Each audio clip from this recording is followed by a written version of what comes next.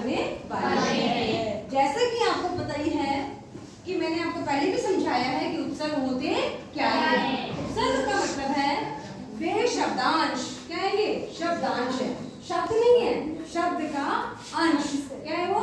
शब्द का अंश। वे शब्दांश जो किसी शब्द के पहले या आगे, क्या बोलेंगे इसको? पहले या आगे लगकर या जुड़कर उसके अर्थ में क्या लाते हैं? अर्थ में परिवर्तन या बदलाव लाते हैं। उसे क्या कहते हैं? उसे उपसर्ग। ठीक है, समझ में आया? तो क्या बोलेंगे? इसकी परिभाषा क्या होगी? वे शब्दांश जो किसी शब्द के आगे या पहले जुड़कर उसके अर्थ में परिवर्तन या बदलाव लाते हैं, उसे उपसर्ग कहते हैं। क्या कहते हैं उसे? उपसर्ग। समझ में आ गया सभी बच्चों को? परिभाषा समझ में आ गई? अब आप उनके शब्द बना सकते हैं। जैसे एक शब्द है सुधन कर, तो क्या शब्द बना है ये? सुकर। क्या बना है? सुकर। अब इस सुकर में दो शब्द शामिल हैं। तो क्या शामिल है इसमें? दो। एक तो उपसर्ग शामिल है और एक उसका मूल शब्द शामिल है। तो जो मूल शब्द है, यानी कि जिस शब्द के आगे हमने उसको लगाया है, वो क्या कहलाएगा? मूल शब्द। क्या कहलाएगा वो? मूल शब्द। जैसे सुकर्म में कर्म क्या है? मूल शब्द। क्या है ये? मूल शब्द। और सु उपसर्ग है। इसी तरह से निरोग, निधन रोग। निरोग में रोग क्या है? मूल शब्द। रोग क्या है? मूल शब्द। और नी क्या है? उपसर्ग। हमने इसमें नी उपसर्ग लगाया है। इसी तरह से आजन्म, आजन्म का मतलब जन्म भर। आजन्म का मतलब जन्म भर। तो मूल शब्द क्या है? जन्म और आ उसका उपसर्ग। ऐसे हिंदी में हम कुछ उपसर्ग के बारे में पढ़ेंगे। आपके और भी बहुत सारे उपसर्ग हैं जिनके बारे में आपको जानना है। अब जैसे सु का लिखा है मैंने, सु, सु से क्या बना सकते हैं? सुकर्म, सुजात, सुकर्म और सुयोग। है ना, बहुत सारे ऐसे आपको सु से शब्द बनेंगे। सुजान, ठीक है। तो जो सुगम है उसमें गम शब्द है, वो तो क्या हो गया? मूल शब्द हो गया। और सु क्या हो गया आपका? उपसर्ग। ठीक है, सबको समझ में आया?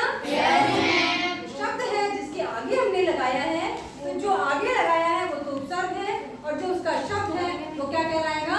मूल शब्द कहलाएगा। इसी तरह से निरोग का बनाया है। निरोग एक शब्द है, तो निरोग में क्या क्या जुड़ा है? निधन रोग। तो मूल शब्द क्या है? रोग। और नी क्या है इसका? उपसर्ग। नी क्या है? उपसर्ग। तो मूल शब्द रोग है और नी उपसर्ग। इसी तरह से हम देखेंगे, प्र उपसर्ग लगा के शब्द बनाइए। प्र लगा के बनाया है प्रसार। क्या बनाया है? प्रसार। प्रसार का मतलब है किसी चीज का प्रसार करना। लेकिन इसमें कौन कौन से शब्द है? प्र है, प्रधन, सार। सार का मतलब क्या होता है? सार का मतलब होता है किसी भी लेख का, किसी भी बात का सार, सारांश, उसको छोटे रूप में बताना। लेकिन यहाँ पर प्र लगाते ही इसका अर्थ ही बदल आया। प्र लगते ही प्रसार हो गया। प्र लगते क्या बन गया है? प्रसार। तो मूल शब्द क्या है इसमें? सार है, और प्र क्या है इसका? उपसर्ग। बिल्कुल ठीक। इसी तरह से वी का लगाया है हमने।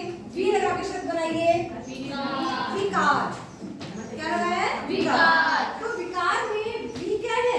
उपसर्ग है, और कार क्या है? इसका मूल शब्द। लेकिन देखिए, अगर यूं देखा जाए तो कार का मतलब कुछ अलग ही होता है। लेकिन जब हमने इसमें वी लगा दिया, तो वी लगाते ही क्या हो गया? विकार। विकार का मतलब है दोष। विकार का मतलब क्या है? दोष। अर्थ ही बदल गया।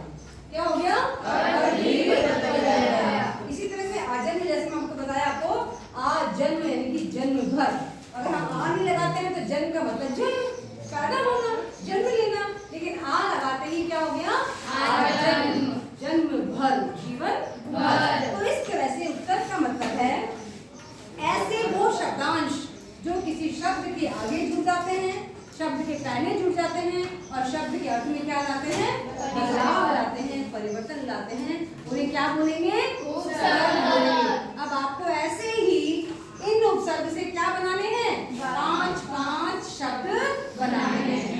का ये होमवर्क नोट करो, सभी बच्चे